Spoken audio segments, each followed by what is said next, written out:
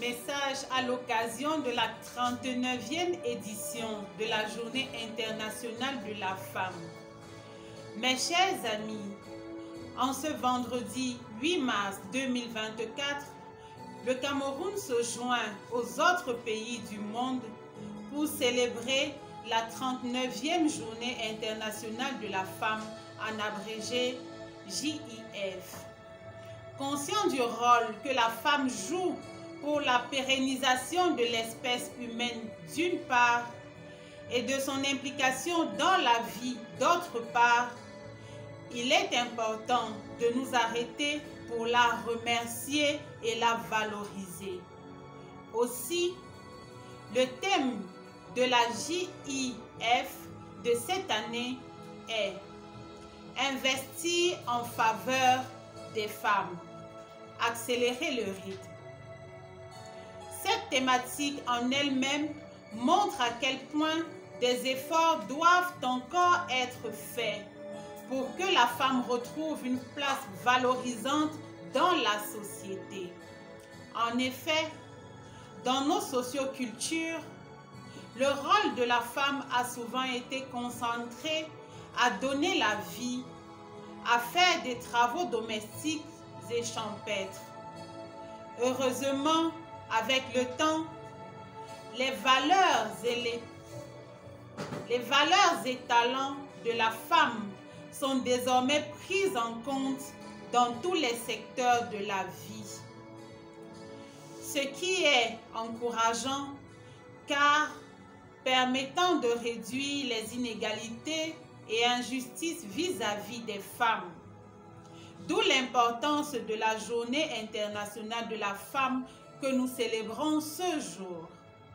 Mes chers amis, l'objectif de la Journée internationale de la femme consiste à dresser le bilan de la situation des femmes à travers le monde.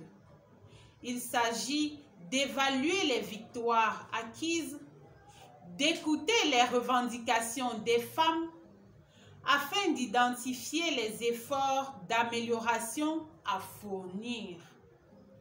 C'est donc une journée de mobilisation et de réflexion en vue de l'amélioration de la condition de la femme. Nous savons tous que l'amélioration des conditions de vie est dans l'ensemble tributaire du pouvoir économique et financier. Dès lors, il devient important d'œuvrer pour l'autonomisation de la femme, d'où l'urgence des mesures de sensibilisation, de formation et d'accompagnement des femmes dans le domaine de l'investissement, ce qui implique la sensibilisation à l'accès facile au crédit et à la propriété foncière, à l'accès aux formations multiples, au financement et à l'accompagnement des femmes dans la mise en place des projets d'investissement et j'en passe.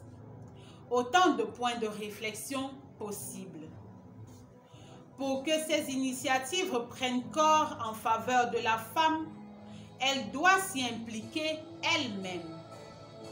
C'est dire que la femme doit prendre des initiatives propres pour passer du statut d'assistée à celui d'entrepreneur, de créatrice de richesse, d'actrice de premier ordre pour la valorisation de la gente féminine, le développement humain intégral, la prospérité des sociétés humaines et le vivre ensemble harmonieux.